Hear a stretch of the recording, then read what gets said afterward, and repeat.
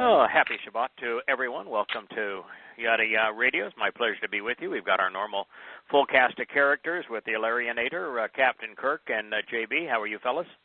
Howdy. Good. Good. Doing good. Good. You know, they say that you get what you pay for. So, in this regard, I'm probably a decent value, but sometimes I'm not worth very much. I got a response indirectly from JB earlier today from a fellow that I've known actually for a long time. We went to the same high school together, and even attended, in his words, the same pagan church together. I was a member of a large Presbyterian church where I grew up in Arcadia, California. And this fellow had written me, and I did not respond to his email. And, you know, he's a really nice guy. So, I mean, there's no reason that I would ignore the email except, you know, I've said this before, and I want to share it again. And it's not an excuse. It's just so that nobody is particularly upset, thinking that I'm singling them out.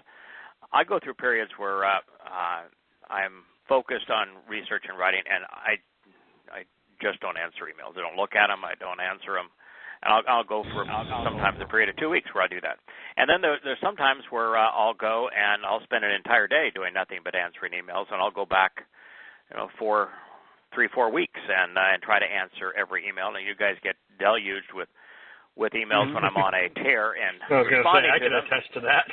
Yeah, and then sometimes it's just radio silence, and it's mainly because if I were to answer every email, I wouldn't get anything else done. And sometimes, you know, the emails, like for the last few months, the emails have been pretty amazing, and that we've got a lot of people who have joined the covenant and who have found and come to know Yahowah. So, you know, sometimes it's really a rewarding experience. Sometimes, you know, I was exchanging an email with a woman today and yesterday who is a Christian, and she was wondering if she could endure the pain of reading these books. And she wanted to make certain that I understood that she was convinced the earth was flat. And, you know, get a fair amount of those, too. And my basic response was... Do you know why none of them fall off the edge? Do you know why? Why is that, Larry? Well, you know how Yahusha could teleport? Apparently, when you get to the edge, you teleport all the way around. Oh, okay. That's Deep Powers did a lot of investigation on that, and that's literally where that goes. It is so insane. It is me over, just Scotty. Insane. Yeah. There's a wormhole there. You know, you teleport to the other side, and you don't even realize it. You know, in other words, you take that step, and let's just say that it was possible that you were to put the part of your brain that can't process the fact that all heavenly bodies are spherical in shape, and with exception like when you of look at them, type of some thing. asteroids, they're even the asteroids are relatively round in shape. That's the shape that is the way that gravity brings particulate matter together. You know, the sun is round, the moon is round, the earth is round, Mars is round, Saturn is round, Jupiter is round. Every star is round. The earth is absolutely round. But, you know, should it have been possible for someone to take that part of their life, you know, there's a lot of people that think the earth is only 6,000 years old, and or that it's flat, that sort of thing, and that the dinosaurs were this cosmic trick by God to fool smart people.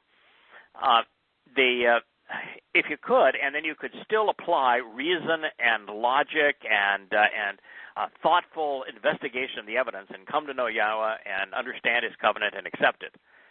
I wonder if that's. I don't think it's possible, but I don't think somebody who could actually advocate flat Earth would be capable, considering the brilliance and the complexity of Yah's testimony, to process it and come to a reasoned conclusion. Do you think it's possible? How many times have you found that's a Yahweh degree of irrationality. try to trick you? I don't know. I know a woman who seemed to, and she came up with this flat Earth. You know, people have come to a point where there's so many lies that are told, We understand. Right. Whether it's how we're governed or, the news that you get out of, say, the Washington Post or the New York Times, stuff like that. There's so many lies. Or the blogosphere. So many cover-ups. Right. So many lies. I mean, you said it in the book, and it's media darlings working with political actors, and of course that's what we see everywhere. Well, we're in a period, of course, where we've had generations corrupted by political correctness, and in political correctness, that which is untrue has to be presented as true. They were talking the other day. They were talking the other day about this Trump nominee for environment, EPA, is a climate denier, and they kept on saying, I'm one of those too. Climate change denier. He was since the Earth is getting cooler, not warmer. Right, and then Como, who was on CNN, was talking about this. And, how in the world could you say that when 99% of scientists agree? Well,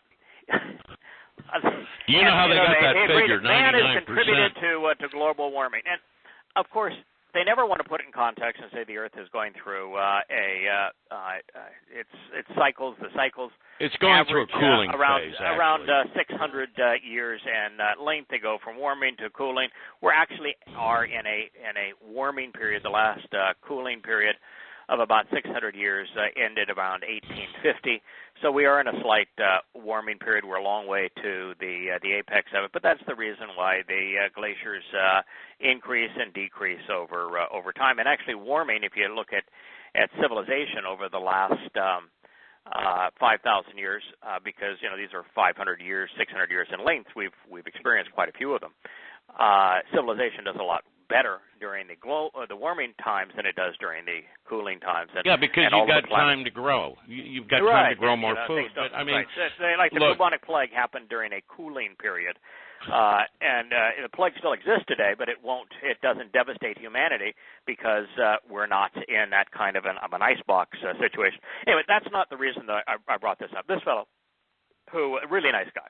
And I did not respond to his email. So the first thing I want to do is not only apologize to him, but let people know I'm not singling you out when it comes to that sort of thing. The other thing that I get a lot is, if you could just call me and answer my questions on the covenant or Passover. Here's my number. I'd appreciate an hour of your time on the phone. I just don't do that. I mean, I spend so much time and have doing these audio programs and so much time writing. There is nothing that I'm going to say on the phone that is better than reading the translations in Yada Yahweh or Intro to God.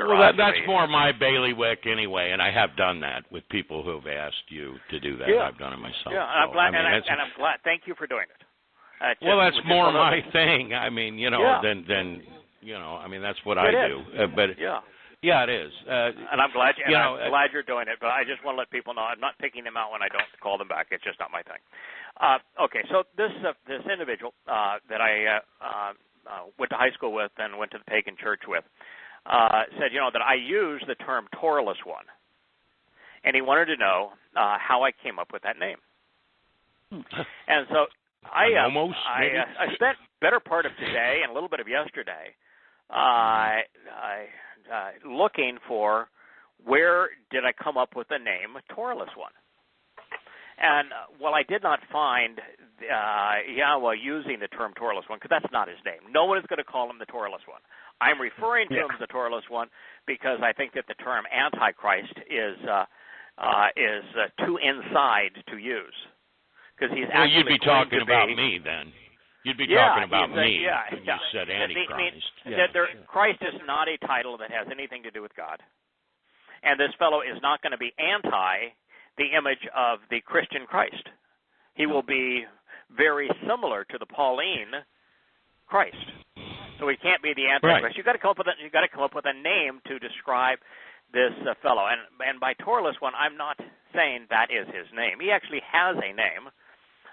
It's in all likelihood a Macedonian name. He is from Macedonia. He's probably in his early 30s at the moment. We talked in a show previously by that the fact is that his likelihood that his name is is Paul, but we don't know that for certain. If I had to guess, that would be where I would go. But that'd be my first choice. Because he'll be a clone of Paul. I mean, there won't be one shade of gray difference between this Toraless one and Paul. But the overall answer to the question is that isn't his name. No one's going to call him that. I use the term because it depicts the principal driver of his character. So anyway, I did go through the books that I've written, and I searched for it, and I did find that if you read Daniel does everything but call him the Toraless one. I mean, it says that he's going to try to annul the Torah. It says he's going to try to change the times in the Torah. It says that he's going to rebuke everything that Yahweh teaches and has to say. And then if you read the Sermon on the Mount, the Instruction on the Mount by Yosha, he essentially says, after talking about this wolf in sheep's clothing, and he says, get away from me, all of you who are without the Torah. And you look at Shabbat, the Shabbat depiction of Shaul, who is the prototype for this Toraless one, depicts him trying to annul the Torah. And so if you just read everything that's written about him, the common denominator is that he will be essentially Pauline in nature, and therefore the crux of his propaganda will be annulling of the Torah.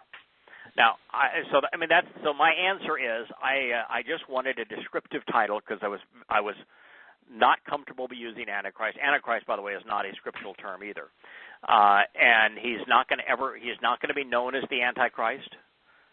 He absolutely will not be known as the Antichrist, and he will not be known as the Toraless one. But for those of us who are part of Yahweh's covenant, as we try to depict or at least identify when Yahweh is talking about his behavior, his attitude, aptitudes, and proclivities, we have to have some name or title that we can apply to him that identifies him, and that just seemed like the most reasonable one. I'll share with you, send it off to JB, and others. You guys can look at the passages which I think depict him as such without actually using that name. Any thoughts on that? Well, it's clear. He's in opposition to Yahweh's words, and those would be Yahweh's teachings, and that would be Yahweh's Torah. I don't even need anybody telling me. Yeah, it talks about him having his own covenant. It talks about him annulling the Torah and changing the times, which is the essence of the Torah. If you do the covenant and the meeting times, that's it's the core of the Torah, and he's going to be opposed to those things and going to change all of those things. So Dode he always considered himself with Torah. I'm coming to you with Torah with all my sins. I'm coming to you with the Torah in my heart, in my hands, whatever. And so that would be to be without Torah would be make perfect sense. Make perfect sense. Yes. And it's clear that particularly as we went through Proverbs 6, 7, and 8, it's really clear that the Christian Paul is the prototype for this Toraless one. Yeah. Since Yahweh says it, it's pretty clear.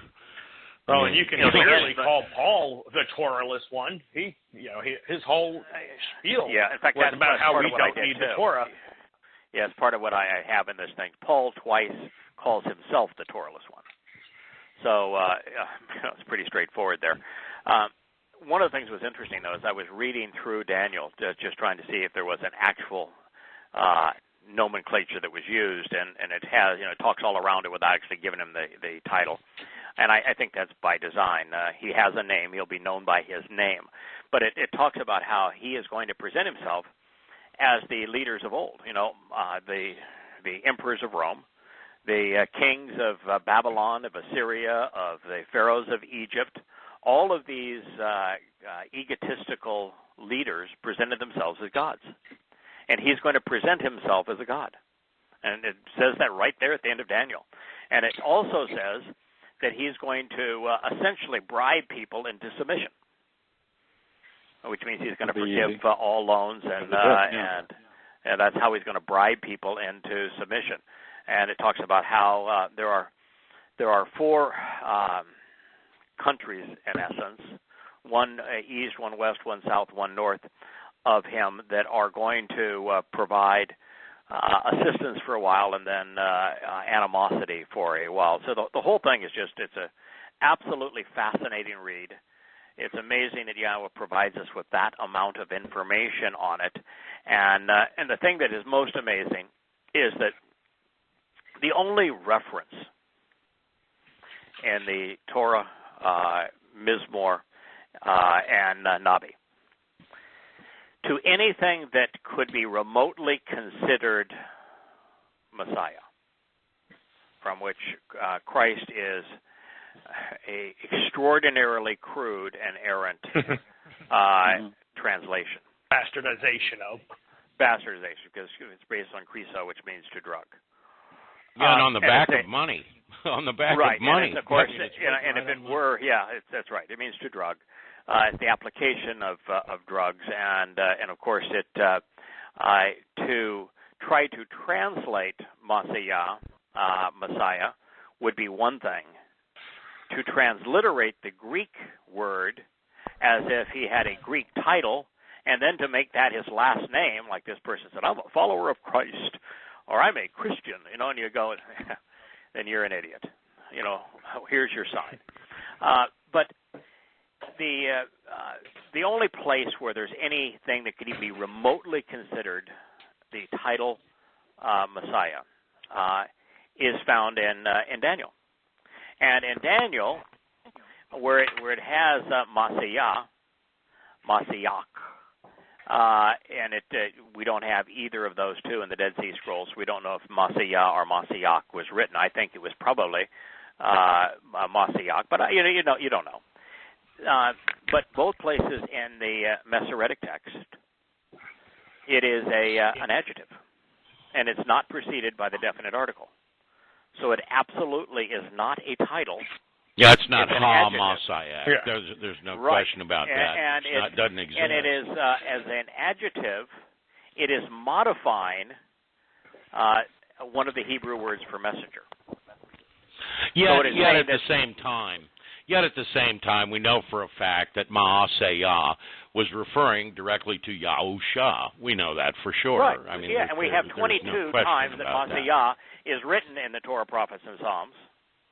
22 times as a name. And we have Messiah written exactly 0 times as a title or a name. So, right. But anyway, in Daniel is the only place you could even find that, to come up with this notion of an anti-Christ, based upon all the convoluted lack of reasoning between Messiah and Christ. But there, when you read the behavior of the Torahless one, what you find is that what he's going to do is essentially advocate Christianity. What did Christianity did? It annulled the Torah. That's what it says he's going to do. What did Christianity do? It changed the times. Saturday became Sunday, and tabernacles became Christmas, and Passover became Easter. What he is going to do is what Christianity has done. And these Christians who are just so fascinated about, trying to figure out who the Antichrist is, can't read the book and find out that what he's going to do is essentially impose Christianity. He's going to do what I want him to do. Yeah, like Ron Wyatt didn't want, because his audience could not handle what the messenger, the Malach, actually told him as he was standing before the Ark of the Covenant. And when, he said, can I take these tablets out and show people? And he says, no. He says, will people ever see these tablets? He said, yes. The tablets will be shown right after the Sunday law is imposed. And of course, Ron Wyatt couldn't say that because the Sunday law is what Roman Catholicism did to make Sunday the official day of Christianity. And how many states still even have blue laws that are the Sunday laws? I mean, he was told, oh, by the way, we're going to impose the Sunday law. We're going to change the times. And once you understand Halal ben Shakar's name, and then once you understand, in the second chapter, and this was very powerful to me when I first read Yada Yahweh, very powerful, when you were talking about in Nachmeyah, 11:7, where it says, these were the guys that were going to help Moshe observe the Torah. There's 7 names. Yahweh's is one of them, and it says Yoed, Hadya, Kolya, Maaseyah, Yael, which is a combination of Yish, and El, and Yashayah, and you put those together, and this would be one giant mistake if it weren't true, because I think the Torah speaks to us on so many languages, and what it says is Yahweh's assembly meetings, that's Yoed, like Moed with a Y in front of it, serve to redeem and ransom those who listen to Yahweh's voice, which is the Kol Yah, Kol, whether it's with a Q or a K, is still Kol, which is voice or all, either one. Right. God existing as a man, Yish, and El, Yael, is how Yahweh saves, which is Yashayah, who they call Isaiah, but Yashayah really means Yahweh saves. And now, that's what it says, and those are the assembly meetings, and those are what Yahusha was fulfilling, and he's being called Ma'aseyah, the work and implement of Yahweh, right there. So we know who he's talking about. He doesn't say the Ma'aseyah, he says Ma'aseyah. And one of the things it did, besides solidify to me how important names are in Paleo-Hebrew and how they tell stories, but it also solidified to me that Yahusha is just a part, not just, is a part of Yahweh in a diminished form. And then later on, in Yashayah, he goes on to say exactly that. So until they can understand the difference between manifestations and personalities, because that's the problem they've got, I mean, right out of the chute, it was very hard for me to understand as a Christian back in the day. Wasn't it for you? I mean, did you get this? Absolutely. I didn't get it. Yeah, absolutely. I mean, how do you get it? They don't even answer it. I would go so far as to say that Yosha is not the most important manifestation of Yahweh. Yeah, you would say that the Ruach is, and that would be right. No, I'd say the Ruach is the second most important manifestation. That's what I'm saying. Yeah, you would say that the Ruach No, I said that. I'd say the Ruach is the second. I think there's a manifestation of Yahweh that's more important than the Ruach. Oh, okay, I see. Okay. All right. Take a stab at it? I mean, want to take a stab at it? Torah? Well, how about when he's in the garden? He says Torah. Yahweh when he's being talking to Abraham. Yeah, Torah. I think the Torah is the single most important manifestation. Oh, you're saying that's the manifestation, and that could also be the manifestation of. He is the Word. Yeah. Okay. The words of the Torah represent him. The Torah guides us that's to true. him. The Torah that's identifies true. him. The Torah introduces us to him. The Torah explains what he's done, what he's going to do, why he's done it, who he's doing it for. I think the Torah is the greatest connection to Yahweh. There is nothing close. Yeah. Well, you couldn't go around with just a Ruach guessing, could you? So, you'd be right, wouldn't you? I mean, right. Really, I think that the Torah, listen, he can only empower you to learn the Torah. I'm the last person on earth that wants to diminish the importance of the Ruach. So, we played who's my least favorite, and last week. Now I'm talking. I guess we played favorites too, because I said that my least favorite of the 7 Moed Mikre was Kippurim, and my favorite. Yeah. And that's actually my most favorite. Is Matzah, followed by my favorite is Matzah. Second favorite is Pesach. Third favorite is Bikurim. Fourth favorite is Shabuah. Fifth favorite is Teruah, and sixth favorite is Sukkah. And seventh favorite is Kippurim. So if you're ranking these things that are all extraordinarily important, I would say that slightly more important than the set-apart spirit is the Torah. Mm-hmm. Yeah, it's just you could be part they all work in one unity, pal, is what I would say, and so the importance scale doesn't even work in this case, to me anyway. But I hear what you're saying. That's all Dode had. It's all Dode had, sure. Well, he had the Ruach with him, too. He didn't just he had a bit of both, know. But, he actually took the time to delve into the Torah, which is something somebody has to do because they have to gain understanding, and the only way they can do that is looking at the Torah with the Ruach's help. And I'm not sure, though, that Dode ever... Well, I agree with you. I'm not disagreeing with you. But I don't do that. Any place where Dode said, I came to understand this because the Ruach inspired me. No. Well, sure, because it's about understanding, but you'd have to have the Torah first. Yeah, I think there's a reason for that. And that is that there are so many people who want to believe that the Spirit inspires them and gives them insights. And and Dode didn't give his insights. He didn't give the credit for the insights to the Spirit. He gave the credit to the insights to the Torah. And so if you're studying the Torah, the set-apart spirit can help you understand it and can help fulfill its promises. But you have to start with the Torah. If you're getting a message and you think it's spiritual and it's inconsistent with the Torah, it's the wrong spirit. And we would have a difficult time identifying one from another apart from the Torah. What did Hezekiah use to save Jerusalem? The Torah. The Torah. Yeah. What did he didn't ask Yosha say in his? He says, "Go pull it down and read it." In his first speech, in the keynote part, the crescendo of his first speech, what did he say about the Torah? Do not think I've come to annul it. Do not think that I've come to do away with it. Not a single stroke of a single letter, not even the smallest letter, shall be done away with, so long as the heavens and earth exist. Pretty potent stuff. And then he talks about the great gift of our Father, and he says the gift of life is the Torah. Now, pretty straightforward. So he's the living embodiment of the Torah, and he says that the Torah, when he's talking about what is the greatest gift, because he's talking about a man, even human fathers don't give sons rocks when they eat a fish. And he says, so if you, being immoral, can figure out how to give a decent gift, how much better your heavenly Father? And he says, then this is the ultimate gift. It's the Torah.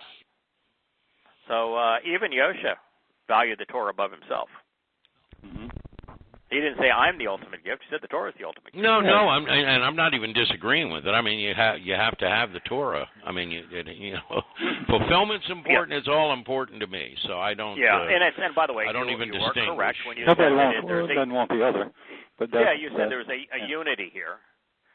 There is Yahweh and His Word and the living manifestation of His Word and the set-apart Spirit, one and the same.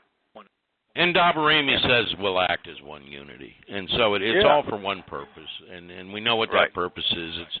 It's so we can actually come to know the Creator of the universe, without being religious at all. Right, and recognizing that deep, fresh the breath, universe is extraordinarily limited in what He can do in our perceptive realm. I mean, the universe is 6 dimensions. Yeah, to get us to pay attention. We only stand at 3, and so there's very little that He can actually do in 3 dimensions. Like He can't enter 3 dimensions. First of all, if let's say that He wanted to diminish a part of Himself, walk through a wall, and talk to us, He could do that. He could do it if He wanted to. But it would also...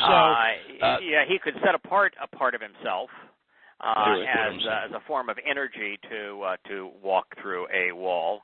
He couldn't set apart Himself and then transition that part to matter and walk through a wall. But He could, as energy, go through a wall. Sure. Yeah, okay. Well, yeah, this is what I'm saying. I'm not the point being, at some point you're no longer really working towards a relationship. I mean, you brought it up 100 times. A relationship is a two-way street. You know, and if he comes out and goes, look, I'm the man with all the gold and all the money, and follow me, and I love you, and just follow me, you know, that would make the whole that would risk the relationship becoming fraudulent. Let me just put it to you like Correct. that. That's what I think. Of course.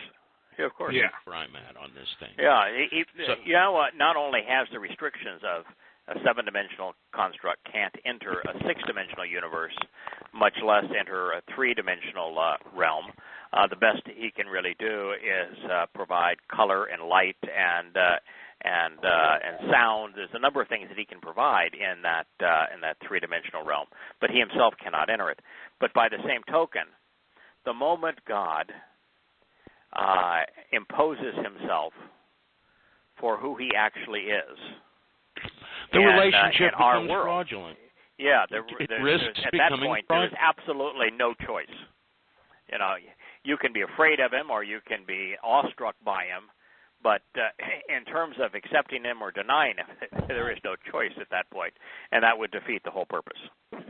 Yeah, it would defeat the point of thinking. I mean, you don't have any idea how many times I've tried to share, as an example, Shabbat with somebody, saying, now look at what he's described here. Right. And look how this fits Christianity. There can be no question this was written hundreds of years before Christianity was even invented. Look at how do you suppose this could happen unless a person could travel through time? You know how many years? I mean, you know how many years? 666. I do know. Yeah, yes, 666 years. Yeah, exactly. Yeah, it's just straight up. I got a note called 666 just for that. Yeah. But you know, the point being, that's one of the reasons why we all think that the Torahless one, we're using that as a depiction, will have the same name. We know he's going to be identical to Paul. He's going to be possessed by the same spirit. Yeah, his name might even be Saul, as an example, too. I mean, it could be. Yeah, and one. by the way, when in our program last Friday, we specifically talked about the one who was, is not, and will be. He's talking about the spirit that possessed Paul by his own admission. Yeah, the beast. Yeah, sure. Right. Yeah, and then is not, because he had Paul had died that previous year, but will exist again because that same spirit is going to possess the Torahless one. I mean, so God's making the connection for us, and the timing of it and the description of it leaves no other choice, but it's the demon that possessed Paul that's going to possess the Torahless one. So yeah, I mean, straight up, and whether the name is Paul or whether it's Saul, and it could be, they like to call Shaul Saul today. You know what I'm saying? I mean, the only reason I don't think it'll be Saul is the fact that he says it'll grow out of a horn. The Torahless one is going to be a Gentile. And Saul is a Hebrew name. Very identified. Well, it's typically a Hebrew name, but guess who else was a Hebrew? And that's what I would say too. Yeah, but he's the Torahless one is definitely not going to be a Jew. He will not be a Hebrew. He's going to be from the sea. Yeah, he is from the sea, and he is the false prophet. But he may pretend to be a Jew. That could be, a lot of them do that. But Paul did. Paul pretended to be a Jew when it was in his interest. He pretended to be a Gentile when that was in his interest. He pretended to be to observe the Torah. Pretended to be Torahless. He whatever. And he went towards the sea. Yeah, and he went towards the sea. So I don't know. I mean, will he be a bloodline Yehudim? No. But could he pretend to be one? Sure, he could. He could pretend. Oh, he could. Yeah, he's going to pretend to be God. So. Well, yeah. So why not pretend anything? You know, I mean, I wouldn't bank on anything. I mean, is he going to be going? I'm sure. And is he going to be a follower of Paul? Without a question. Without a question. You know. Yeah, without a question. Yeah. By the way, it does say right in that text in Daniel that he will be a man of war, but will not favor women. No, I know, not at all. He's gonna. Just like Shabbat tells us that Paul was enamored with the male genitalia. He was homosexual. That's right. It tells us that the anti-Messiah, the Torahless one, he's also going to be a homosexual. Now, that's not to say that being a homosexual is put you in league with the Torahless one, the Antichrist. But it says that there is a mindset that goes along with thinking man is God, and that man can come up with a better plan than God, which was Paul's ego, that will be the Torahless one's ego, that has a person loving man. Hadrian, for example, was a homosexual. You know, he wanted to, right on the Temple Mount, he wanted to build a temple to himself as a god. You know, Muhammad, who was a sexual pervert, was a bisexual, but you know, he wrote a whole surah in the Quran about how finally he's going to be able to have sex with little boys and not feel any shame. So there is a tendency of this. We talked, by the way, just because it's fresh in my mind, but today on Observations about the fact that there's 83 members of the professional soccer teams in England that have been accused. There's something like 329 reports now of them having sex with young boys. 99% of their victims are boys, some as young as 7 years old. Well, there's an international group out there, and I know you think the Pizzagate thing's false, but I don't. Yeah. I've studied 80 hours of it, and I will tell you that the fake news story that had several intentional missteps in it that Cecilia Kang talked about. Let me tell you something here, my friend. Cecilia Kang is a tech writer. She is not an investigative journalist. It'd be like you sending me to the opera to write a piece about how good or bad an opera is. It was outrageous what they did. I can tell you that according to Pachenik, it's real.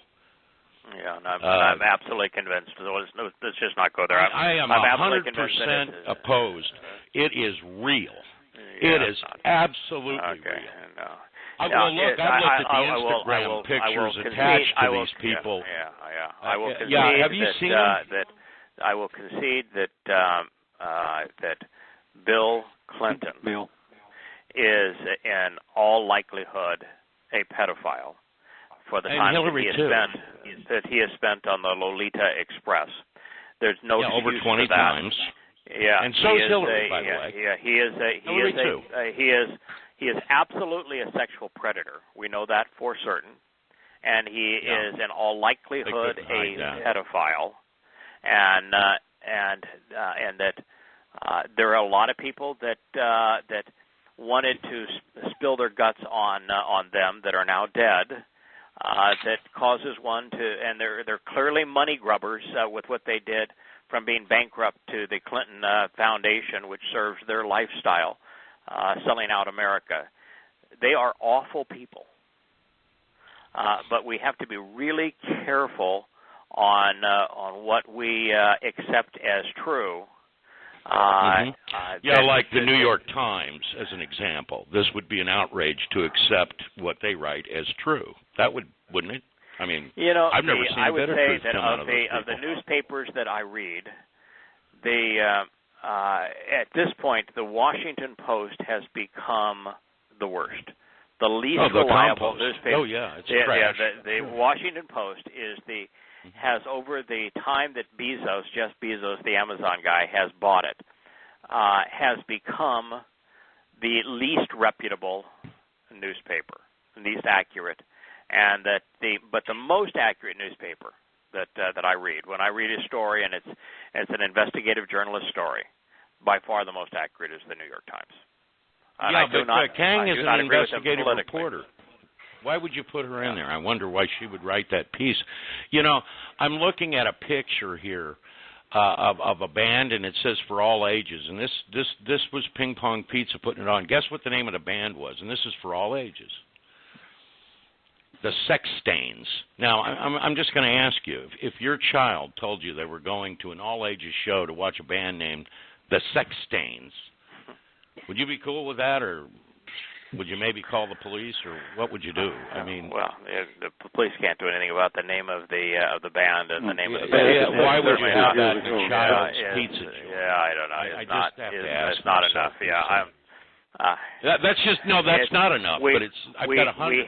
We have a real problem today, and that very few people capacity to do effective, honest, logical, rational research, and to come to reasoned conclusions based on that research, which means that false news, whether it's coming from the blogosphere or it's coming from the Washington Compost, is effective, just as CNN is effective, because there's far too few people who recognize that what they're saying is untrue, and that there are a number of problems associated with this, and that is that the world is awash in information, and yet with political correctness eliminating people's willingness to be judgmental, even to be right, to be correct about things, there is this propensity to promote opinions that just permeate our society that are thoughtless. You know, the morons protesting Trump by saying that love trumps hate, and they're all spewing hatred, and they haven't a clue as the fact that look, I watched a person the other day that he started out his piece talking about hate. He was talking with Tucker Carlson, a guy I kind of like, and he started out by talking about Trump being Adolf Hitler. That was his first comparison. Then he went on to deplore and disparage hate speech.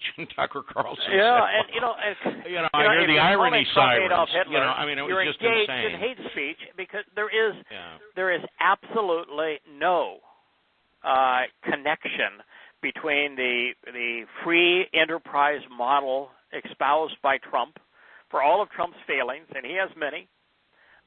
There is no correlation between the free enterprise model that he has succeeded in and extols and Nazism.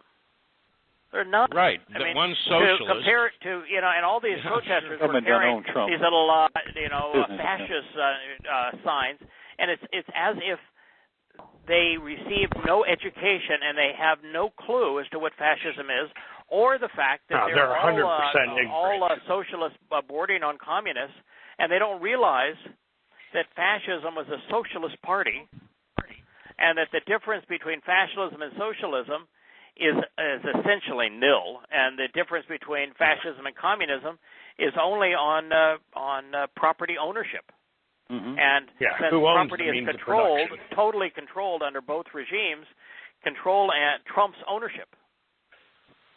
So Trump's ownership, my pun for the day. But I want to bring this. I want to bring up this Kang woman who wrote the first piece from the New York Times. So, by the way, she appeared in the WikiLeaks 130 times on Podesta's emails. So, why would the New York Times and the Compost, and by the way, the Pope today, come out and decry this? The Pope, he's one of them. He's not one of us. Oh yeah, the Pope actually last week came out and decried fake news. Yeah, he says that irresponsible journalism is the single biggest threat to the planet. But every week he has a new single biggest threat, and almost always he and his church are guilty of the very thing that he condemns. When you got a guy out money there grubbing claiming was he's God's spokesman, that's the biggest fraud on earth, isn't it? I mean, really. Yeah, here's a guy who. But anyway, I'm not going to say anything more about it. But I've put 80 hours now probably into looking at this from a whole lot of angles. And from what I can see, the fake news story, and there was a fake news story put out. Mm-hmm. It was put out after WikiLeaks hit the street, though. You can check that very easily. Mm-hmm. And all this stuff is in WikiLeaks, where he's talking about hot dogs and cheese and pizzas. Even talks about 3 injured pizzas that need to be finished off that can be purchased at a discount. These things are insane. They're insane if you're reading them that way. I mean, these are code. We have to for disagree on the sake that. of the credibility of the program and our message on behalf of Yah. We're just going to disagree, and I'm going to say that as the principal host of the program, that I am deeply concerned about any of these kinds of reports, because even though in this case there is no denying that Bill Clinton is a sexual pervert. I mean, that is an absolute fact that he is a sexual pervert. To go beyond that, based upon this kind of a story, I think is disruptive to our credibility. No matter how much of it may be true, it's disruptive to the primary credibility that's important, which is us representing Yahweh's testimony as accurately as possible. Because it's one of those things that that's why nobody will say anything about it, by the way. So I get that. I get it. But it's okay. It doesn't matter. It destroys our credibility to go there, and that's why I don't think it's in our interest to go there. I think it is always in our interest to expose and condemn government and to the military, banking interests, the things that Yahweh rails against. It is important for us to expose and condemn. I think it's even appropriate for us to expose and condemn current leaders, because Yahweh does that as well. I do it all the time. And with no regard to their political affiliations. Correct. The only reason that I had exposed Obama so much, I exposed Bush before him. Right. And if anybody said anything to me, well, Bush did that, so what? Yeah, he did. And now what? Yep. Now what? This doesn't make this right, does it? Bush got us into Afghanistan and Iraq. Bad, horrible, terrible thing. Yeah, and another guy lied and said he was going to get us out, and then he lied and said that he took care of the problem, then he lied about everything else, and then he tried to break the country, didn't he? Yeah, he did. I mean, he's a real first-class scumbag. And the next guy saying that I'm going to solve it with more military, which is what makes it worse. And we'll see. Here we are. That's why God said, whoa. God didn't say, please listen, it's America. all over in 10 years. God Trump didn't say, isn't the hero, America, you but guys, he you didn't do so put many anybody things here well, yet. and your heart's in the right place, and you're really trying to advance the gospel. And boy, I'm really with you, but boy, there's some things that just irk me a little bit. If you could just check your attitude a bit and get a little more on my page, everything will be okay. No, what he said is, whoa. I haven't heard. I haven't heard any leader of any country talk about Yahweh yet. And the day I do, my ears will perk up. Okay. Not one. I mean, it just not one. It isn't going to be. And I'm aware of it. We're all for aware this of it. election. I mean, what are we? A couple hundred very powerful Yahweh? people that you. nobody knows about. I mean, that's the truth of it. I go write him in every year. There is a leader that has Yahweh in his name. Netanyahu. Ben Netanyahu. Gift of Yah. Yeah, and he's Benjamin. I gotta love that too. I know. It's a mixed bag. Word names mean things, they say. Yeah, I know. He's the tribe of Benjamin, but he may not be the tribe of Benjamin, but it's certainly he's Benjamin is in his name.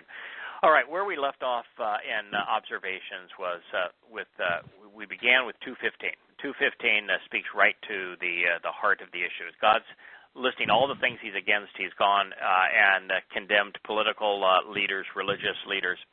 And he says, I am against every high and official, exalted podium and pulpit, and against every fortified and impregnable barrier and wall. Well, podiums and pulpits, migdals, they're religious people and politicians, aren't they? And military leaders. And universities, too. Yeah, that too. Yeah, universities have them, and that is now the cathedral of the national religion of socialist secular humanism is the university. That's why those buildings are so magnificent. They're trying to inspire a sense of credibility. That's why the cathedrals of Roman it's kind of Catholicism funny are so because big. the universities have come full circle. They started off, yes, they have. Most of our university systems started off as appendages of the Catholic Church. Yes, they broke away. They kind of got to where they were intellectually honest for a bit, and now they've just been joined into a new religion. Yeah, they are now the center of religious worship in America. The lead religion in America is socialist secular humanism. The professors are the priests, and the campuses are the grand cathedrals of socialist secular humanism. But this is a condemnation against not just politics and not just religion, but the rostrums from which the podiums and pulpits from which the leaders of religion and politics and the military speak. And I'm against every fortified and impregnable barrier and wall. Now, this would include a number of things. One is, it would be Trump. Of course, he made the wall a key of his campaign. God says, "No, I'm not. I'm against fortified walls." But it's also see, in order to have a fortified wall, you have to have a government. I mean, a guy doesn't just go out and make a fortified wall. I mean, there's got to be a government there to begin with. I mean, there really does. There's also a walled city in Rome. Yeah, see, man likes to protect himself with walls. Throughout history, a city was protected with the wall. And what God is saying here, is that if you think that a man-made construct like a wall, what was that wall in France that was supposed to keep the Germans at bay? Line or whatever it was. Yeah, tanks went through it in No. The Berlin Wall is one that kept the communists in. The Maginot Wall. The Maginot Line. And so what God is saying is that if you're going to rely on walls to keep you safe, then you're not relying on me. No. Now, did the Romans have any problem with the walls of Jerusalem? Did the Assyrians have a problem with the walls of Jerusalem, or was it when they relied on Yahweh, it was all made right, but before they relied on Yahweh was not the case. So and then when they relied on Yahweh, then 185,000 people died that night, and that's historical, by the way. Yeah, it is. That can be checked out. Yeah, they wrote about it. Yeah, Nebuchadnezzar died overnight. Actually wrote about it. Yeah. Every detail of that Yah conveys is true. So this is just saying, if you're dependent, if you think that your military is providing your freedom, as 99.9% of Americans would believe, God is saying, I'm against what you believe. And that's a total emotional pull too, isn't it? I mean, that's going to the whole patriotic thing. Look, there was a time I bought into that without thinking. Yeah. And because once you think about it, and they're saying, "Oh, thank you for your service," what are they really doing? They're out there doing the bidding of somebody who has something to gain by taking some land, and it certainly isn't the people doing the work. They're being used. I would like to tell you what service has anybody in the U.S. military provided for anybody in the United States? None that I'm aware of, unless a guy stopped and helped somebody with a tire to splat or something like that. Or Iraq, or Syria, or Yemen, or Libya. You can protect the opium mines, fields. What could you do for America in Korea going on too, by or the Vietnam? Yes. No, Vietnam was, that was, you know what the big op was there in Vietnam. It was to see if they could put half a country in prison without trials, and they proved they could do it. Well, I mean that's the truth. Now we with our drones we don't have to bother with the prison because that's really just too messy. Yeah, that's probably true. Once this is what technology does for you. Yeah, I mean, like Guantanamo Bay would never have existed if the drones had been up and running as effectively as they are now. Other than the fact, of course, that the Bush administration authorized torture. Making the America no better than the worst of its enemies. But these are just things we ought not to do. Now, this was the next statement here requires us to do a lot of thinking because God is still talking about His return. He's talking about all the horrible people and institutions that will exist that He is opposed to when He returns. And He says, and I'm against all of the ships, the ocean-going, open-water transport vessels used to carry soldiers, military equipment, and cargo internationally of Tarshish. Mm-hmm. Tarshish means of supreme commanders and the most influential merchants, especially of, and I'm going to let the cat out of the bag because we talked about it at length today on observations, of Carthage. And against and over and above all of the vessels' coveted treasures. So, is Carthage around today, Larry? Yes, it's right here, baby. Yeah, it is. Yeah. So what you have to do is, when God says Tarshish, the first thing to do is not what all the religious morons do. And they say, well, there's no way to identify Tarshish, and so we don't know what He's talking about. But it must have been God told us this, but that's why He mentioned it, because it didn't mean anything, because He likes wasting His words. Yeah, I know. Okay, so He just told us for the fun of it. Yeah, if you're going to do some research, you're going to try to go from knowing He's against the ships of Tarshish and the treasures in those ships. So if He says I'm against it, the first thing you ought to do is, does God mention Tarshish anyplace else? Hey, the answer is place yes. To start. He does. The first time He mentions Tarshish is this fellow called Yahowah. From Yahowah, but the fellow named Yonah set sail in a small trading ship from Jaffa, which is a port on the Mediterranean coast of Israel, and he sailed to Tarshish. Well, doesn't that mean that Tarshish has to be in the Mediterranean? It does. Yeah. Doesn't it mean that Tarshish has to be a place that a trading ship would go in the Mediterranean that has to be a reasonable distance from Jaffa? Yes. Okay, so now we got a clue. Now, we're not going to look for Tarshish on the Atlantic coast of Spain, are we? No. Not going to get there in a small trading boat. No, not the type of Israel was not a sailing nation. Right. They would not have gone. We're not looking for China. We're not looking for India. We're not looking for Russia. This isn't Germany. There's a lot of places you can just wipe off. He's not going to Africa, unless it would be the coast of Egypt or what is now Tunisia. Or Libya. He ain't going to Africa. Apart from that narrow rim on North Africa on the Mediterranean.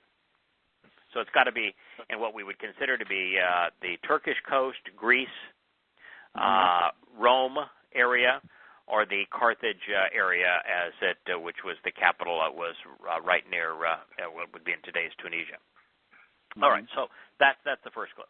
The next clue is that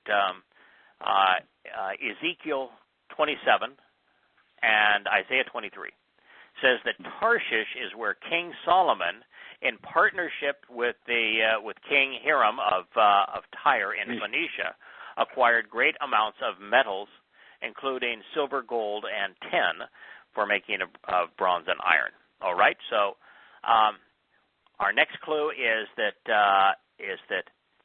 somehow Tarshish is associated with Phoenicia. You're the historian of the. Which, by the way, group, you just brought up Vietnam and Phoenicia. Phoenix comes out of there. That was Operation Phoenix that they were doing. Yeah. That was the big one, putting everybody in jail. I just want to point that out. I mean, boy, there's. I know. We use that term a lot in our nomenclature, war nomenclature, Phoenix. Okay, but Phoenicia is the first clue. So, Kirk, you're our resident historian. Phoenicia was a country. What other country was associated with Phoenicia? And there's actually two. But what was the first? Was the primary country associated with Phoenicia? Carthage. They were greatly tied to those people. Right. As a matter of fact, when he talks about Punic and the Punic Wars. The Punics would include the Carthaginians and the Phoenicians. Carthaginians and Hannibal and all his little elephants and on and on and on. They brought other Canaanite gods with them, too. But the minute also that same language, same religion, same alphabet, same DNA, same race. But the minute you talk about... So Phoenicia would be Phoenicia and Carthaginian. Okay, now, what was... who in the ancient world, circa...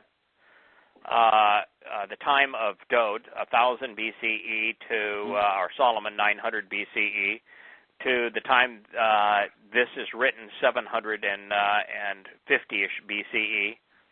Right. Who was the primary trader of precious metals?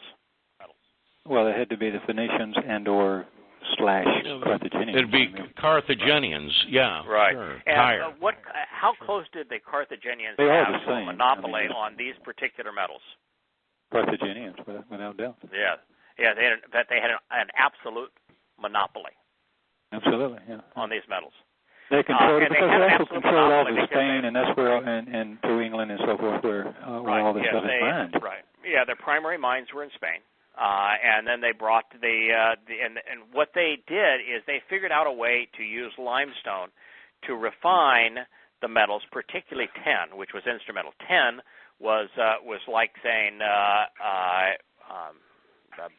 aircraft carrier back in the day. Tin was like saying gunpowder in the day. Tin was like saying Jet A for warplane fuel. Tin was the epitome of what one had to have to make iron and bronze to have weapons of war. Right. So tin was the metal of power, and they had an absolute monopoly on tin because they not only controlled the mines, they controlled a limestone smelting process that made the ore far more pure. Right. Okay, right. So when he's saying that the king of Phoenicia enabled Solomon to buy these precious metals, bronze, iron, gold, and silver, he's taking us right to the doorstep of the Carthaginians. Right. Now, which is really the Romans. The Romans ultimately conquered them, but at the peak of their power, the Carthaginians' navy was larger than the Greeks, the Persians, and the Romans combined. Oh, yeah. And there's some interesting things about Carthage. One of those is that the Carthaginians not only had the largest merchant marine, largest navy in the world, they were the world's economic superpower. They also had the world's first reserve currency. If you wanted to buy and sell to trade, the only coinage that was invented to do that was the Carthaginian coinage system. Yeah, accepted throughout the Mediterranean. Right, and the Carthaginians had a different way of establishing empire. We don't have this tendency to think about the Carthaginian Empire being larger than the Roman Empire, but it actually was. And it was larger the same way America has an empire. We don't think of America as an empire until you realize that America is following the Carthaginian model, which is the Carthaginian... Well, it's just, what's the world currency? Really. Right. It's the dollar. Currency is the dollar. And, of course, the United States is the primary economic superpower. But the way you control it the same way the British Empire did, the United States has the largest navy. But the way the United States controls people is that unlike the Romans, where they would garrison tens of thousands of soldiers and do battle with the people until the people surrendered, and then tried to occupy those countries, which is an extraordinarily difficult thing to do. The Carthaginians, very inefficient. we don't care to occupy. Our ego isn't satiated by occupying and say, well, this is all part of our empire. What they did is said, we're going to control the ports and shipping, and therefore all the people that are doing all the mining, let them work for whomever. We don't care. It's just that when they have the product out of the ground, we're going to make the money on shipping it from the place that it's produced to the place that it's used. And so what they had, right? It was it. I mean, it was they were in control, which a giant Navy did that. Right. Sure. So they had their Navy bases in Britain, in Spain, in controlled France, India, all the way down Africa. Yeah, they were, and then throughout the Mediterranean, they did it the same way America's doing it. Mm-hmm. And so, almost all these battles anymore are for ports. I mean, that's what they're really about. They're for shipping ports, or sometimes for oil rights, but it's for both. You know, I mean, that's the way it goes. Now, one of the things about Carthage that is interesting is that they were an extraordinarily religious people, extraordinarily religious, warlike, like America. They had the largest military. Their military was larger than the rest of the world's combined, just like America's. But they were most famous for doing something that I have subsequently found. Now, I have about 40 hours of human research. Sacrifice? It's human sacrifice. What I found that you would really have to look hard to find a civilization that didn't sacrifice children. In Sumer, Sumer, the first civilization, we have found where Abraham came from. We found that they would sacrifice boys and girls and men and women by the tens of thousands for their religious ceremonies. They even had ways of cooking the bodies but not burning them, so they could parade their dead bodies, and then they had this mercury bath that they'd put them through, so they could parade these dead bodies, and they would bury them in mass graves. But the Carthaginians were very public about it, just like the Aztecs were public about it, and they sacrificed children. Children were imagine that, and we're like Tarshish. Imagine that. Yeah, sure. But look at abortion today. We sacrifice millions of children, and it's worse than that. Of course, we sacrifice our sons and daughters to a war. We're sacrificing our sons and daughters to drugs. We're sacrificing our sons and daughters to indoctrination. Every place you turn to religion, do it in a slightly different way. But look at how many children America has killed with its invasions of Afghanistan and Iraq and bombings of Libya and Syria and Yemen and Somalia and et al. So that was what they were famous for. People are very conflicted about that. They're very conflicted about it, and I see that. And you know how? I'll see people that'll have a post, bomb them all, kill them all. Oh, I know. And then the next day, the post will read, look what they're doing to these children, and they've been bombed. And it's like, wait a minute, weren't you just supporting this yesterday? The Islamic State is kidnapping little girls and turning them into sex slaves. And they're taking Christian men and crucifying them, literally crucifying them. And and those things are horrible. But they don't kill nearly as many as the United States does. No. You know, I mean, it's a little-known fact. I mean, I've done extensive research on this. You know, there's some 450,000 kids that come up missing in the U.S. Now, 200 and something thousand of them are relatives, but the rest are stolen. Yeah, I know. There's an extremely the child slave trade. Do not look. Don't think that we're not part of Tarshish, because in every aspect of it we are. Yeah, and I mean, it is not just the child trade. It's also the sex trade of kidnapped. They call that white slavery, actually. Yeah, white slavery. And in Europe, they claim that of the almost 2 million now Muslims that have come into Europe, that there's over 100,000 little girls that have been turned into sex slaves. Oh, it happens instantly. Do you remember when there was a big Hurricane Andrew came down here and just ran a swath through Florida? I mean, it looked like a nuclear bomb went off down near Homestead. Do you know there were pedos out on the street right away? That's where they went.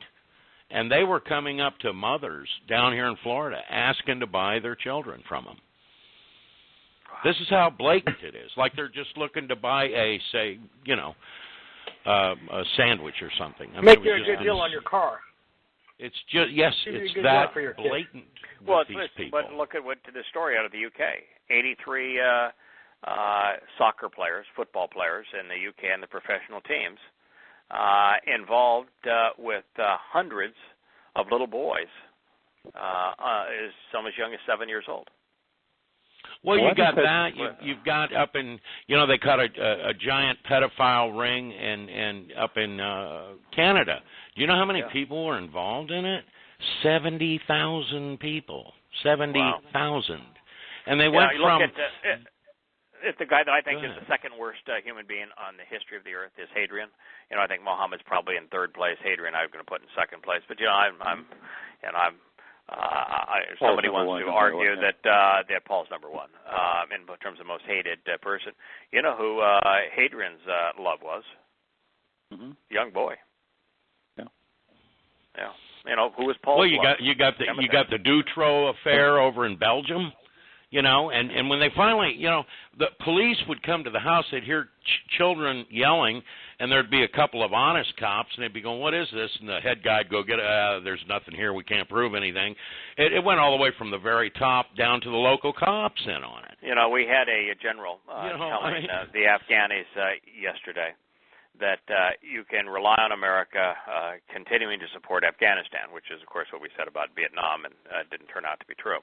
But can you imagine supporting that when we know that one of the reasons that there's 650,000 American veterans with post-traumatic stress syndrome is that what they witnessed is that when we would take a town away from the Taliban, who were merciless and savage jihadist Muslims who would whip the skin off a woman's back and giggle why they did it, that when we take a town away from them, the Afghan police that would come into that town would immediately engage in bocce ball. Find the little boys, which is boy play.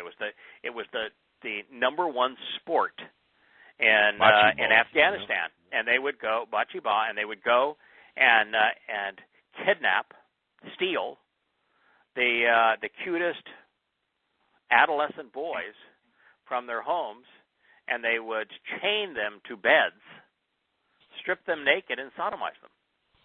Well, you know what the saying is over there. Look, I know a guy that went over there and worked, and as a civilian, and what he tells me, he said very odd.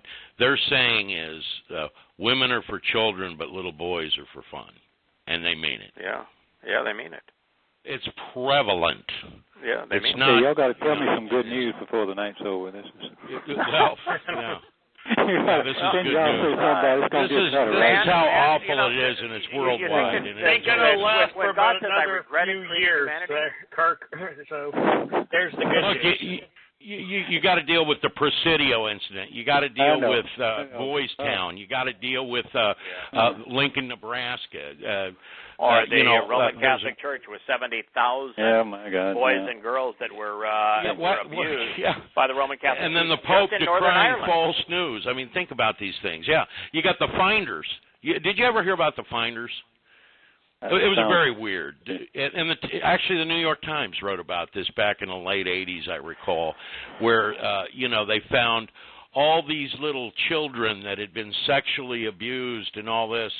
And what they said, they were from a group called the Finders that just went out wandering around. Oh, they were kids that had been kidnapped and raped. And the stuff is just swept under the carpet. It's done on a regular basis in this country because nobody wants to believe it. I mean, nobody wants to believe these things, and they are even when they're proven, like the Lolita Express, that politically active businessman that had the 737. And Epstein does how much time? None. Yeah, with multiple beds in it, and he pleaded guilty to having sex with scores of underage girls, and it was the people who were on that plane are the political leaders of America. I mean, Bill Clinton was on it 20 times, and when the guy that owned the Lolita Express was asked about Trump. Jeffrey Epstein. Yeah, Jeffrey Epstein. He took the fifth when he was asked if Trump was also there with underage girls, and he just said, "I'll." Well, one thing about Trump's club, they did turn the guy in. They really did. They said, he's with some awful young girls over here. They went to the sheriff's department. Sheriff's department didn't do anything about it. From what I understand, one of the senators from the Gang of Eight goes down there on a regular basis, too, because that whole thing was set up as a blackmail operation. That's how it was set up. I mean, it was funded by the woman that owns Victoria's Secrets. I mean, the whole thing was a blackmail scam from start to finish, and it was all about pictures being taken, Yeah, it's one of the ways one of the ways that those who would be part of the elitist conspiracy, those who will, you would say, to the degree that it's true, and I've studied this as well, but whether it be the outgrowth of Adam Weishaupt's Order of the Enlightened, the Illuminists, to their involvement with Freemasonry for many centuries, to the Round Table, to Council on Foreign Relations, the like. One of the ways that the elitists control people is blackmail. Is blackmail. And what they, because I was recruited when I was a billionaire, I was recruited by them. And that had to be weird for you, especially. It was weird, but I didn't know Yahowah at the time. So, but it was but it's weird. Still weird because you're not an immoral bastard.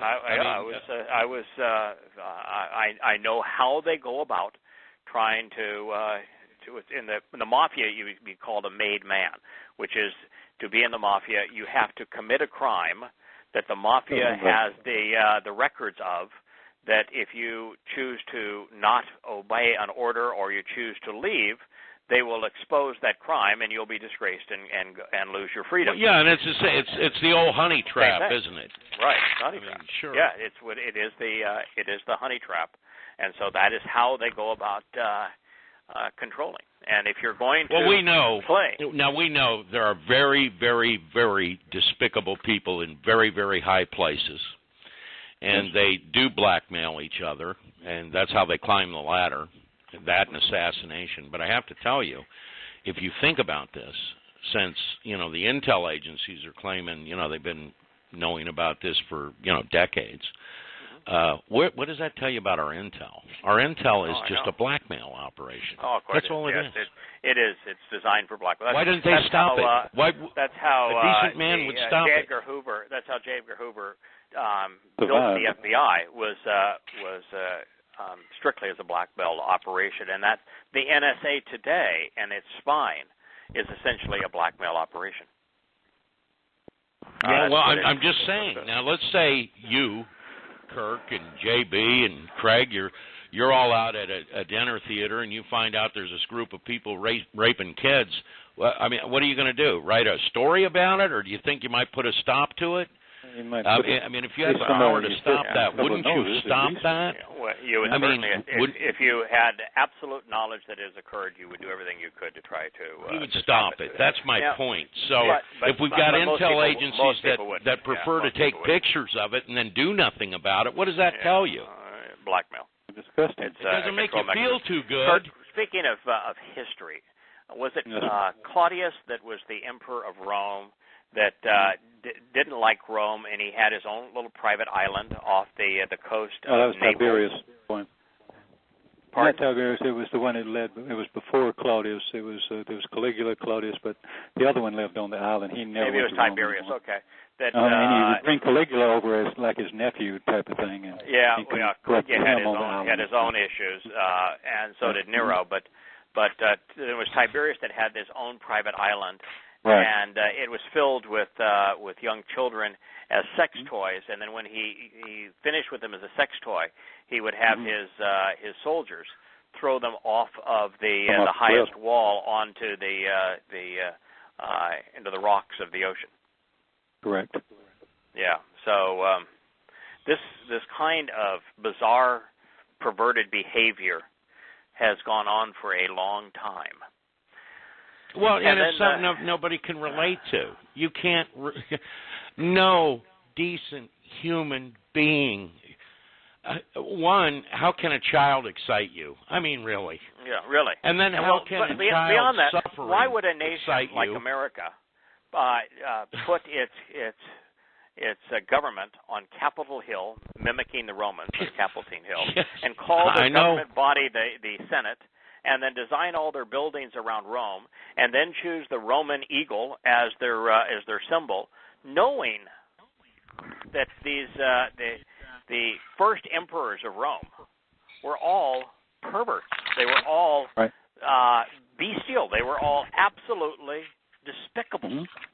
Why would you do that? Yeah, these were not retarded men. These were very learned men, and they knew all this, and they set it up that way. How is it laid out as a Masonic temple, the whole city of D.C.? Of course, yeah, I know. It is. And you just go, come on, folks, wake up. You're being played but for you know what we're saying here, it's probably going to get to a point of dangerous if the truth be told, but I'm telling you, and I don't care, okay? I don't care. But I can take it. They don't have enough they can dish out at me. That's really the truth, because I just don't care. And the fact of the matter is that what we're discussing here is appalling to most people. It would be appalling. It is. They want to be a patriot. They want to love their country. They want to. Okay, they're looking for the Savior. Put this in perspective, though, before we go to the next statement, and that is that while pedophilia and child abuse is probably the most heinous of all crimes, it isn't the crime that gets Yahweh's attention. Yahweh's opposed to it, clearly, but it's not one of his 10 statements that he etched in stone. And the reason it isn't is because there is a crime, something that is far more deadly, far more destructive than abusing little children. Religion. Yeah, that's right. Religion. Well, yeah, but you know what? That's usually part of a religion. These assholes make it part of a religion. If I can get with the religion, I can get all the other stuff. That's right. Justify it. The Roman Catholic Church, institutionally the largest pedophilic organization pedophile ring in the world today. Yeah. Yeah, and you got the same. You have it inculcated in what they call Satanism. That's a religion. I mean, it's inculcated. That's one of the times. Every time that I hear about somebody worshiping Satan, I always have this sense of repulsion. Say, be very careful, because Satan does not want to be worshipped as Satan. No. I didn't say he wanted to. Satan is extraordinarily dependent on inspiring and motivating and corrupting world political, religious, nice, and military and economic leaders. And so the last thing there are people that finally get it. You understand that, Satan Craig. does not want his leaders worshiping him as Satan. But his leaders, he does. I think his leaders do. I really think that. No, I don't think. I do not think that. No, that blows the cover. Listen, it's obvious that Paul knew that he was speaking on behalf of Satan. He admitted it. But that's right. But for the most part, I don't think that the leaders overtly associate what they're doing with Satan, and I don't think that Satan wants them to give him any credit or acknowledgement or worship as the adversary. That makes sense, and I think that's true to a degree, but there are some people that cross the line. Say, the 33rd degree Mason that wrote the book, God to My Right, he understood when he got to that point who he was with. Yes. He understood. I mean, read his book. Yeah. I mean, he says it straight up. Yeah, well, I've heard George Soros say the same thing, that he worships Lucifer. I heard him say it. And he goes, well, Lucifer is not who you think it is. He's the first rebel. That's how he put it. And I thought, okay, yeah, all right, pal. I got you. Yeah. They say it. There are a very small cadre of individuals that actually they are.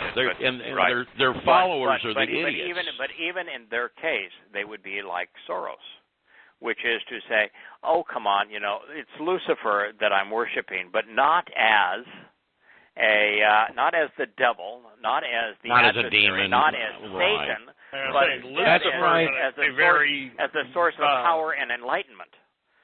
No, and I'm agreeing. Lucifer is a title of totally it isn't a flattering title. Really. Correct. Yeah. If you ever read the extreme Jesuit oath, I'm sure you've done that, where they talk about anybody that doesn't believe what we believe, pick up their babies and slam their heads against walls and stuff like this. It's from what I read, it's less than 2% of the Jesuits even take that oath. That means 98% of them don't take the oath.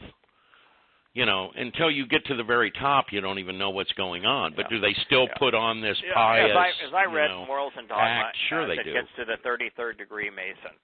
As I read that,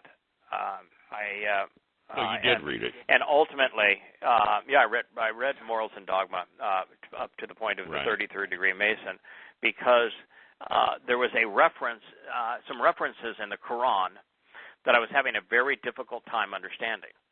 The Quran, it was obvious in the Quran, just as in the Shriner manifestation of Freemasonry. That's for 33 degree. It used to be for 33rd degree Masons. Now you become a Shriner for almost nothing. But it was obvious that everything that was Shriner was Islamic, and it was obvious in reading the Quran that Allah spent all of his time in hell torturing people, and that he was the opposite of Yahowah, and that's the basis of Allah. You cannot go into Sheol.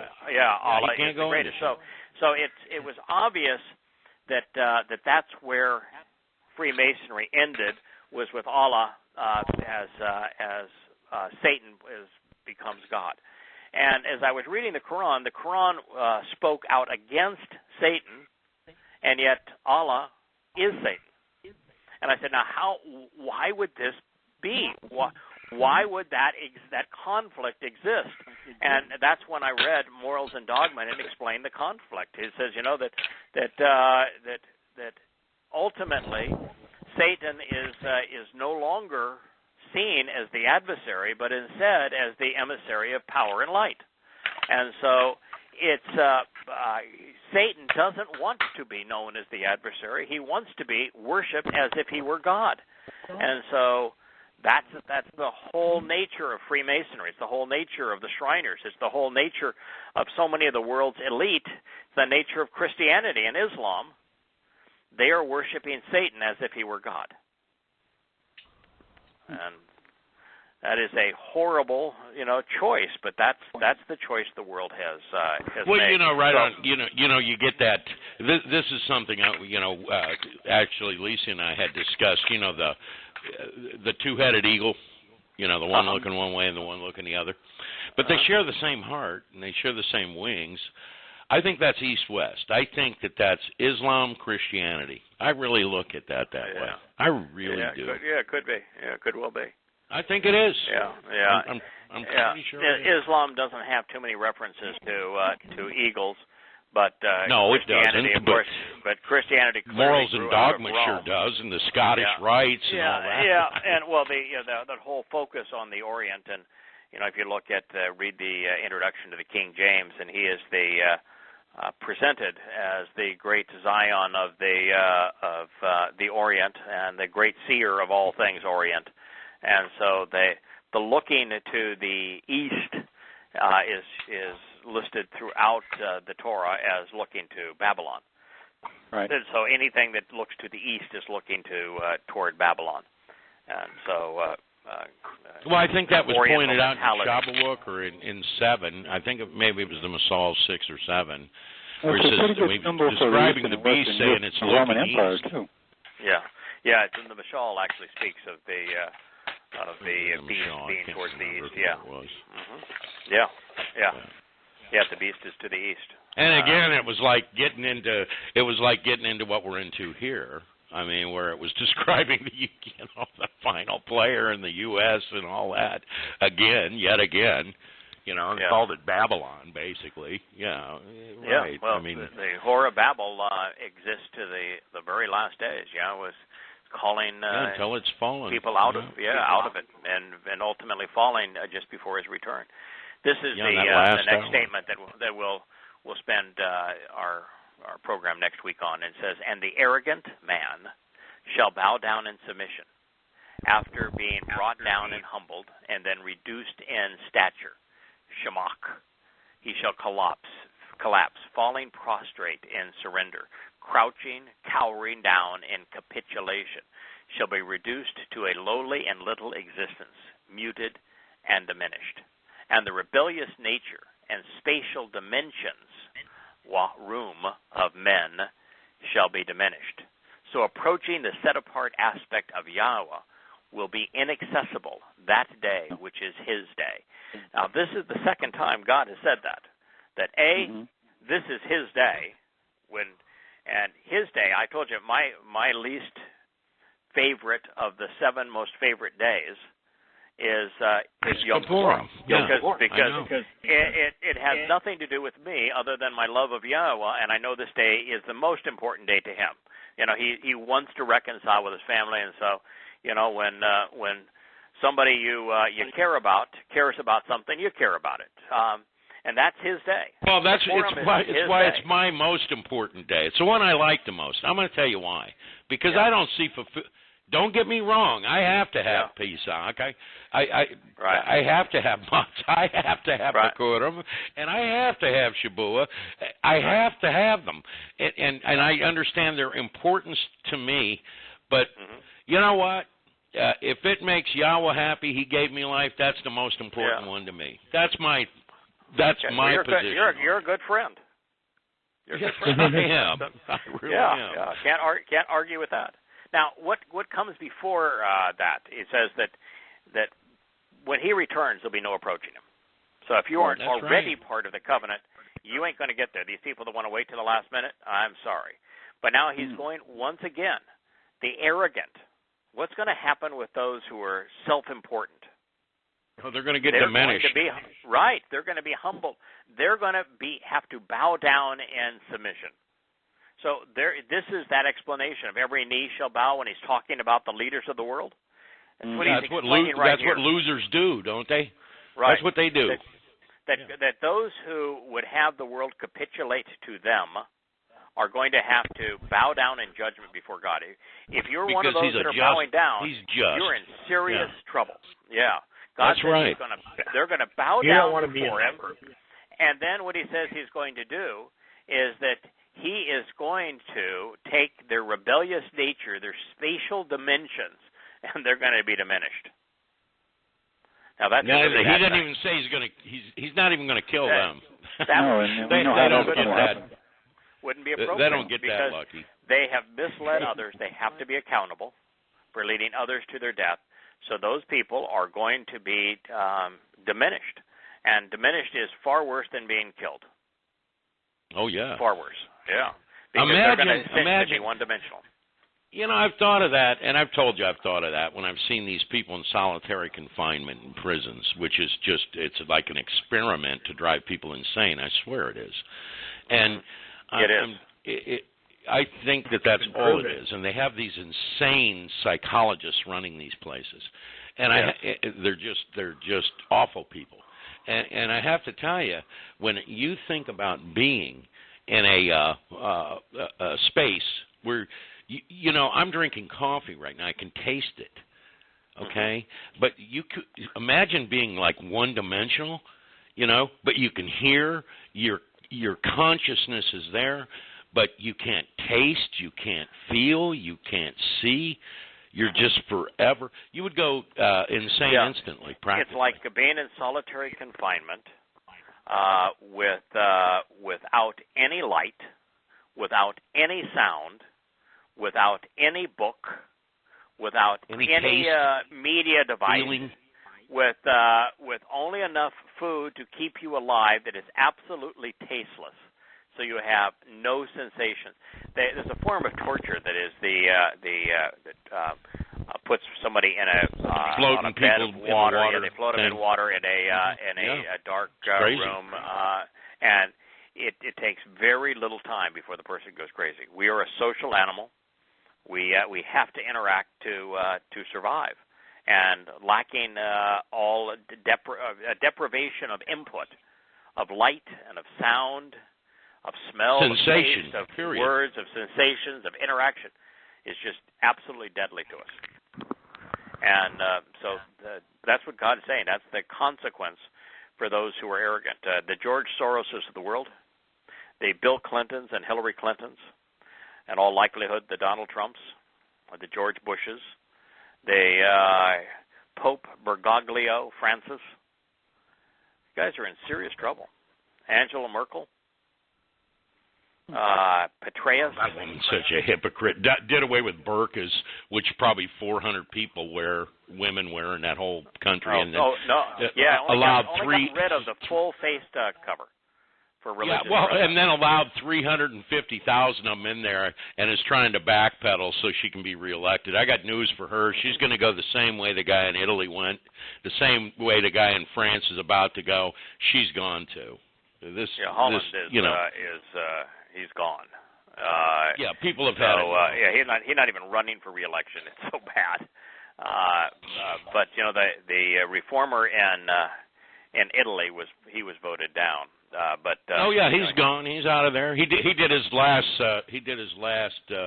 behind the podium shtick with the president of the U.S., Barack Obama, a guy who never made a mistake in his life, a narcissistic psychopath. And that's what he is, too. Yeah, unbelievable group, these people. Yeah. Unbelievable. Wow. Yeah, I know. It's a pretty scary world out there. 220 countries, I guess, in the world today, and not a single good one. People talk about where would you go. I mean, where would you go? Where to go, pal? Yeah, where to go. I was reading something. I forget what it was, but it was very strange and bizarre. The Kiwis are going through something over there now. I forget what it was. It was a major article. I just can't think of it, but didn't sound like it's going to go very well over there either. So part of the problem in New Zealand, and this is also true with Australia, is there's this ridiculous connection still to England and to the monarchy there.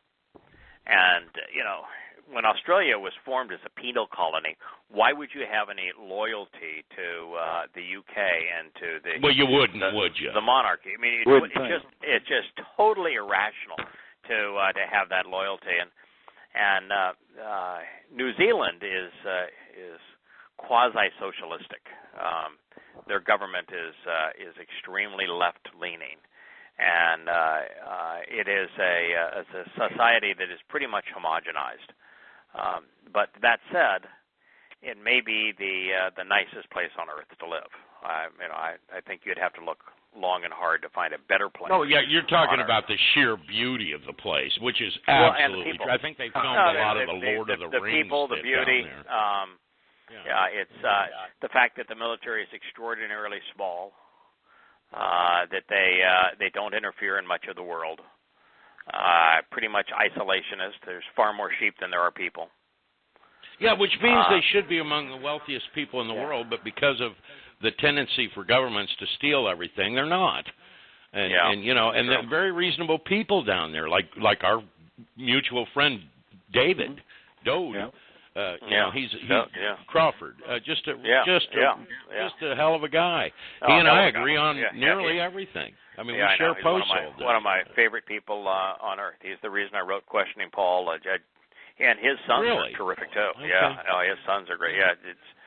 Dode down under in the land of the Kiwis. He's a great guy. He's a great family. I can see him. I can look at a picture of this guy and say, boy, you think too about how much we have all gained by questioning Paul. And if it hadn't been for David Crawford, for Dode in New Zealand, who is has worked in He's a thinker. Kiwi orchards. If it hadn't been for his email and our friendship, I would never have written it, never figured that out, and that became so essential to our understanding. So he's a guy that I owe a lot to. Like the guy. Well, I just had Israel ask me, was the term meek shall inherit the earth translated differently? And what I would say to you, Israel, is that we don't know what any of that New Testament means. When it's translated into Greek and been maintained by Christians, we're that's why I don't really enjoy going into even Revelation. I mean, I will go into Matanya, and I will occasionally go into Revelation, but man, it's so hard because I think it was you, JB, were talking about translation. Said, listen, I spend all of my time in the Hebrew text because it's rewarding, and I don't spend it in the Greek text because it's the effort for the reward is so much lower. Well, you went through that. You could use X-ray microscopy, and you could be looking at the bottom of the dung in the swamp, and at the end, that's all you're going to be able to dissect.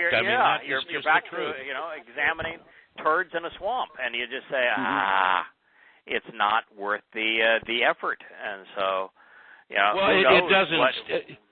But let's just Yahweh calls being humble is Yahweh listening to his words. I mean, it's not about being a rugman. Yahweh loves strong personalities. I mean, there was nothing meek about Dode. Dode's the antithesis of meek, and Dode's his favorite person. And he'd take your head off. I mean, he would too. The earth is going to become the kingdom of Dode. So the guy that inherits the earth is Dode. He was the antithesis of meek. So that could not have been what he said. No. So, and he wasn't pure as the driven snow either, which is another reason why he was the antithesis of that. He was a rascal. A bit perverted even. Well, you really know how to take the edge off, pal. Yeah, he there was you go. A rascal. He was a rascal. So what? Let's just say that you bring it into Hebrew, you correct it, and what you would have here, now, of course, the religious leaders want you to think that the meek will, because they want to oppress everybody. But think of it from the point of view, is God pro-military? No. Is he pro-political power? No. Is he pro-religious power? Is he pro any coercion through force? No. None. No.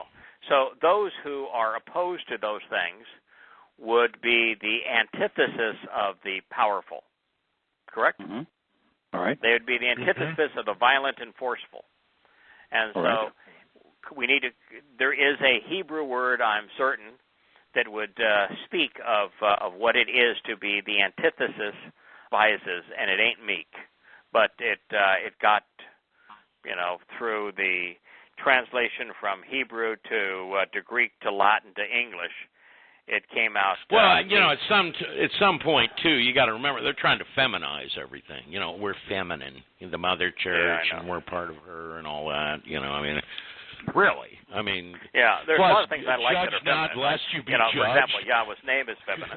But he's not into femmes, which is something completely Torah different. is feminine, but feminine, and you guys are all nice guys, but I prefer girls to guys. You're kidding. Yeah, really, I do. Yeah. I could say something here, but I'm not. Girls are better than guys. So there's nothing wrong with feminine, but Yah was pretty clear. He wants guys to be guys and girls to be girls, and for guys to enjoy girls and girls to enjoy guys, but he doesn't want guys to be girls. But Yahweh did not create Fred but for Adam. For every ball there's Adam a bell. Needed somebody to hang with. Yahweh did not create Fred for Adam. No. How about that? Why? Oh, no, Fred, not at all. No. But I have to tell you, for every ball there's a bell, and the reason that I think it's the Mother Church, and holy, because holy was the consort to Krishna. And this is the covering, the ruach, the covering, their church. Have you ever seen a picture of the Christian Jesus that didn't have a feminine face, feminine hair, feminine gown? They're starting to make them now, but the original was Bergoglio DeBorgia something. It was he was the original guy. He was a feminine. I'm sure it was his little homosexual nephew. I mean, he was a stonemason, and they have him with spindly little fingers and no calluses, and spindly little arms, and a little perfectly white radiant robe, and that's I'm going to tell you, his feet were dirty, his hands were calloused, his hair was oily. There was nothing distinguished about his appearance. Well, one of the things that upsets me, too, is you said it, he was a stonemason. And then there's this other, they want to make it look like he was some kind of a political advocate for welfare, where he says, you see these depictions all the time that he's this guy on the street and he's a bum and he's going, help me, and you walk by, look what you did, like as though Yahusha was a bum on the street. It just pisses me off. I'm not sure which one pisses me off the most, but depicting Yahusha as a bum is right at the top of the scale for me. Yeah, I can't stand getting on top of other bums. No, he was an advocate of work. He worked his whole life. Well put. The people that he chose. Yahweh had a great welfare plan. He left the corners of your fields empty so that anyone who wanted to could come harvest it, and they would have food. Right. They'd have to harvest for it, but it was there. Prepare it. They'd have to cook it, and he made certain that there was wood available for them to build a shelter and a fire. And well, you know what the available for them opposite to of that weave was. Clothing, but you had to weave your own clothing. You know what the opposite of that was, don't you? The opposite of that were people that stayed in a place below sea level while a level 5 hurricane was hitting their town, and then when they were up to their neck in alligators, actually complained to camera people. They didn't even bring us no food. I mean, I guess there's people. Yeah, I guess there's people that buy into the idea that the government will really, they'll bring you Happy Meals or sausage biscuits in the morning. They'll come rolling up. Hey, don't worry, we're here. The government's here to help you. They're there to rob you. They're not there to help you. And of course, the average one of those who were complaining they didn't bring us no food was weighing in at about 250 pounds. Yeah. It was when Yalda had first got here. She goes, "They look like cows," she said. Yeah, I know. America is the first country in the history of the world where fat people are poor. Yeah, you know what? I'm not gonna. I'm just saying. There's the antithesis of Yahusha. I mean, first of all, how could you even help the poor if you were a bum? Then that's another thing. They make it sound like he was out there feeding the poor. That's what he did all day. No, that's not really his mission. How many poor people do you find out there helping the poor? None. I mean, who is providing the food? Who is providing the shelter? I don't know. We could ask Bernie Sanders. He could probably tell us, There's a brilliant economic strategy if I've ever heard of one. I mean, it goes on and on. And matter of fact, I can't even believe the people that run things. I mean, I can't believe it. Whatever. But I will say this. I don't know where Trump stands. I do know that we're not to be worshiping any of these guys, but I will say this, and I really want to point, for the first time in my life, and I've paid pretty close attention to the political actors in this country, it looks like a guy is really at work. Do you find that odd? I mean, I found it odd. I thought, wait a minute. Shouldn't he be out partying for a month or something? No, that's what the rest of them do. There's no question that he's a worker. Looks like a workaholic. Most of what he says I disagree with, but he is putting together a mixed bag of a cabinet.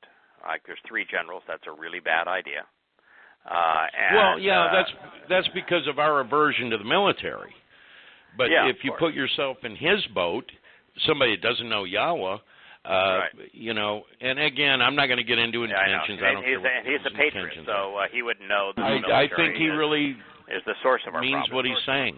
I think you're going to find out and that pretty much what he's bringing, says he wants Goldman to do, Sachs guys. I think he's got 2 Goldman Sachs guys that are part of the that's a wonderful. Oh my God, 3 military and 2 Goldman Sachs. Yeah, that's going to work out great. Whoa.